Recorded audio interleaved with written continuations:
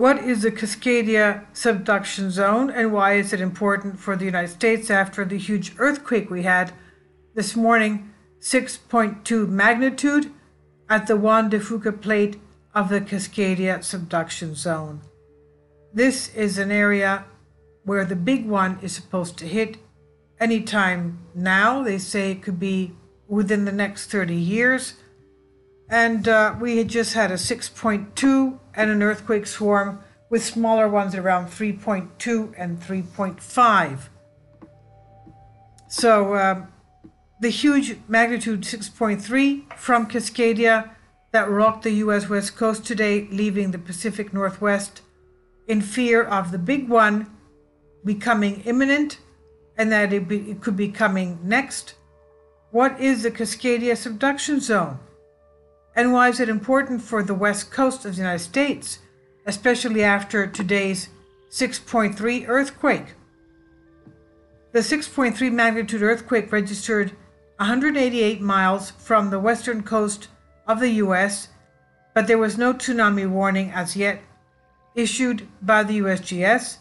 More than 10 earthquakes ranging from 2.8 to 6.3 have recently hit that area, and they all occurred on the seabed off the Juan de Fuca tectonic plate, 6 miles from the surface.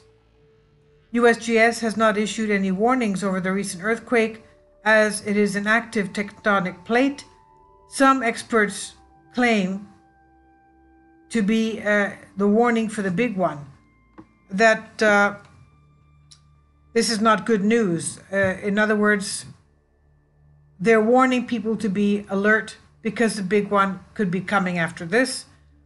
We know that there's been various large quakes on the Ring of Fire.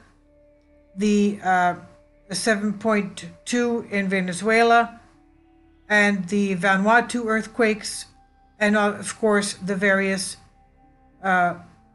volcanic eruptions. We have the hotspot in Kilauea that's just now pausing down.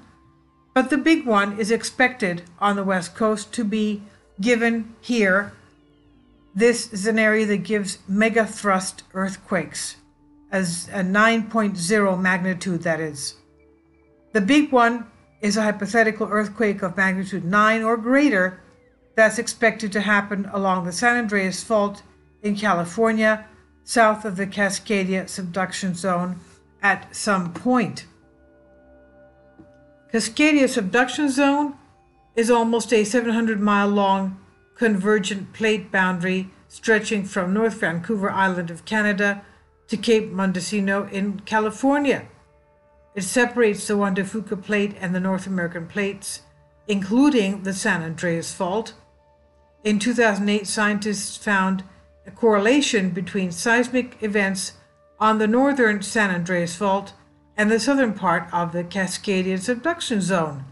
Okay, it's a correlation because it's just basically a continuation of the fault line running all along from northern from Alaska all the way down to South America. The San Andreas Fault is a fault that extends roughly 745 miles through California, and the Juan de Fuca plate will eventually be shoved beneath the San Andreas plate and will create a mega thrust earthquake. Subduction zone earthquakes are the largest earthquakes in the world and are the only zone that can produce quakes greater than magnitude 8.5 Richter. Now, why is Cascadia Subduction Zone important for the US West Coast after today's 6.3 magnitude earthquake? Today's 6.3 earthquake sparked fears of the big one and that it could hit any time now. If the earthquake hits, it can cause a devastating tsunami, 85 feet high waves, leaving 33,000 people drowned instantly because of that. It also affects the regional and national economy for decades, experts say. The Cascadia Subduction Zone has produced magnitude 9 or greater earthquakes in the past and will do so undoubtedly in the future. The last time this happened was in 1700s, 318 years ago, Oregon State earthquake geologists warned of the possibilities of a disaster for years after scientists discovered major earthquakes happen in the area at an average of every 240 years. This means that the big one is long overdue, and the recent movements in the Cascadia Subduction zone might indicate earthquake of this magnitude could hit the US West Coast very soon. I'll leave a link below for you for this. It's on Express UK by Emily Hendon.